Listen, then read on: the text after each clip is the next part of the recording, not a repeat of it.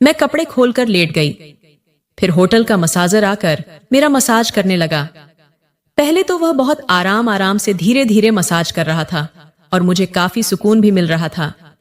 लेकिन फिर कुछ देर बाद उसने अपना हाथ आगे बढ़ाया और मेरे वहां तक छू गया और मैं कुछ बोल भी न सकी। मेरा नाम आरती है और यह कहानी मेरे जीवन की ही है। तो आइए शुरू करते हैं। आरती ने होटल के कमरे का दरवाजा खोला तो ऐसी कि ठंडी हवा से उसके बाल उड़ने लगे। कमरा साफ था, सजावटी फूलों से भरा और बहुत महंगा दिखता था, लेकिन उसके चेहरे पर कोई उत्साह नहीं था। वह अपनी शादी की 10वीं सालगिरह पर अकेली आई थी, क्योंकि उसका पति इस बार भी बिजनेस ट्रिप पर था। एक दिन खुद के लिए उसने खुद से कहा था। आरती ने दरवाजा बंद किया, चप्पल उतारी और धीरे धीरे बैग से अपने कपड़े निकाले। वो आईने के सामने खड़ी हुई। खुद को देखा जैसे सालों बाद पहली बार। थकान उसकी आंखों में साफ थी, न सिर्फ शरीर की बल्कि उस रिश्ते की जिसमें वह हर दिन कुछ कम होती जा रही थी। उसने गर्म पानी चलाया और धीरे धीरे अपने कपड़े उतारने लगी। बाथरूम बहुत सुंदर था। संगमरमर की दीवारें, हल्की मध्यम रोशनी। आरती ने जैसे ही सावर ऑन किया, एक सुकून सा उतरा। पानी की हर बूंद जैसे बीते सालों का गुब्बार धो रही थी। मगर तभी एक अजीब सी सिहरन उसके पीठ पर दौड़ गई, जैसे कोई नजरें उसे देख रही हो। उसने जल्दी से पीछे मुड़कर देखा, लेकिन वहां कोई नहीं था। पागल हो गई हूं शायद, उसने खुद से कहा। बस थक गई हूं। आरती टॉवल में लिपट बाहर आई और होटल के फोन पर रिसेप्शन को कॉल किया। हेलो, मुझे एक रिलैक्सिंग बॉडी मसाज चाहिए आज ही। श्योर मैम, हमारे पास एक प्रोफेशनल है विजय। क्या शाम 7 बजे ठीक रहेगा? हाँ, उसे झिझकते हुए कहा। शाम के 7 बजे दरवाजे पर एक दस्तक हुई। आरती ने दरवाजा खोला तो सामने खड़ा था एक लगभग 38 साल का शख्स। गहरी आंखें, सादे कपड़े और हल्की मुस्कान। हेलो मैम, आई एम विजय, में आई कम? इन उसकी आवाज में ना कोई बनावटी थी, ना कोई झिझक। आरती ने चुपचाप सिर हिलाया। Where would you like me to seat up the towel? उसने पूछा। आरती ने खिड़की के पास इशारा कर दिया। विजय ने बड़ी सहजता से टेबल लगाई, तौलिए बिछाए, तेल रखे, फिर उसकी ओर मुड़ा। आप तैयार हैं? हाँ, मैं अभी आती हूँ, आरती ने कहा और वॉशरूम में चली गई। जब वह बाहर आई तब उसने एक लंबा बाथरव पहन रखा था, लेकिन उसके भीतर डर और झिझक दोनों थे। विजय ने बड़ी सहजता से उसे टेबल पर लेटने को कहा। पीठ के बल आप रिलैक्स हो जाइए, कोई जल्दी नहीं है। जैसे ही उसका हाथ आरती के कंधों पर गया, एक पल को उसने आंखें बंद कर लीं। विजय का स्पर्श ना तो ज्यादा गहरा था, न बहुत हल्का। वह जानता था कि स्पर्श कैसे शांत करता है। आरती ने पहली बार किसी अजनबी के हाथों में कोई डर महसूस नहीं किया, बल्कि एक अपनापन सा। विजय चुपचाप अपने काम में लगा था। आपको बहुत थकावट है, उसने धीरे से कहा। आरती कुछ देर चुप रही, फिर बोली, थकान नहीं है, खालीपन है। विजय कुछ नहीं बोला, सिर्फ हल्की मुस्कान दी। आरती की आंखों में पानी उतर आया। उसने अपनी आंखें मूंद दी और पहली बार इतने सालों में खुद को किसी के सामने खुला महसूस किया। बिना शब्द के कमरे में अब केवल धीमी मध्यम रोशनी थी। पर्दों के पीछे शाम धीरे धीरे रात में ढल रही थी और आरती की आंखें बंद थीं। विजय के हाथ अब उसकी पीठ के कंधों तक, फिर गर्दन के पास आते हुए बहुत ही नरमी से अपनी यात्रा पूरी कर रहे थे। आरती की सांसें अब पहले जैसी नहीं थीं। वह थमी हुई थी, जैसे किसी भावनात्मक बंधन में बंध गई हो।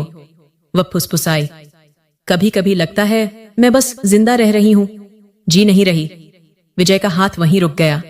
उसने कुछ पल चुप रहकर पूछा, आपकी जिंदगी में क्या आपको कोई सुनता है? आरती की आंखें खुली नहीं, लेकिन दिल जैसे एकाएक खुल गया। सुनता तो है, लेकिन समझता नहीं। उसके लहजे में टूटी हुई आवाज थी। शादी को 10 साल हो गए, आरती ने बोलना शुरू किया। पहले लगता था मैं उसकी दुनिया हूं, फिर धीरे धीरे मैं सिर्फ एक जिम्मेदारी बन गई। हर त्योहार, हर खुशी बस औपचारिकता बनकर रह गई। विजय कुछ नहीं बोला। वह सुन रहा था, जैसे कोई बूंद बूंद रिश्ती दीवार को अंदर तक महसूस कर रहा हो। मैं बिखरती रही और उसने कभी देखा भी नहीं। आरती की आवाज धीमी हो गई थी।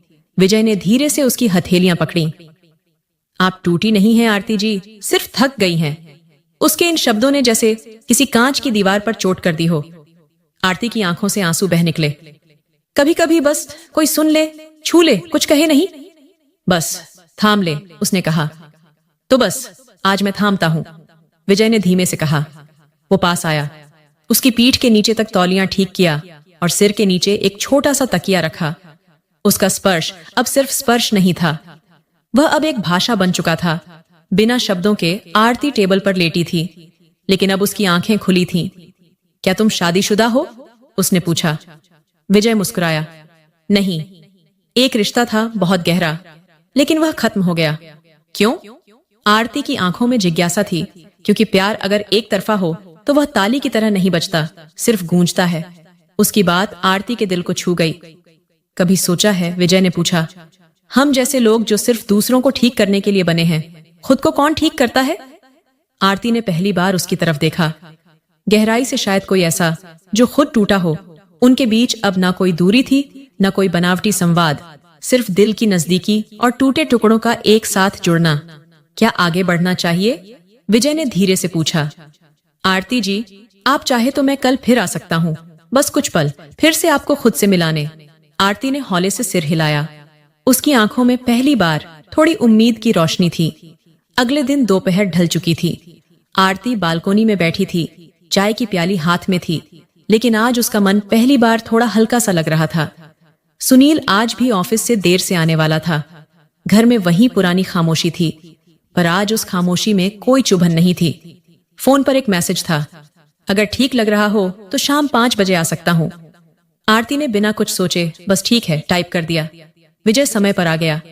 आज उसके हाथ में कोई तेल या क्रीम नहीं थी, बस एक डायरी और एक हल्की सी मुस्कान।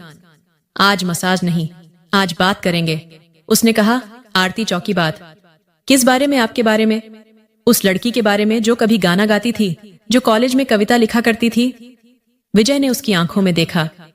आपको याद है वह लड़की? आरती का गला रंध गया। उसने चुपचाप सिर झुका लिया। वो लड़की तो बहुत पीछे रह गई, तो चलिए उसे वापस बुलाते हैं। विजय ने डायरी खोली। हर दिन बस एक पेज आप खुद के लिए लिखिए, जो भी मन में आए, दर्द, हंसी, नाराजगी, शिकायत, सब कुछ। आरती ने धीरे से डायरी को छुआ।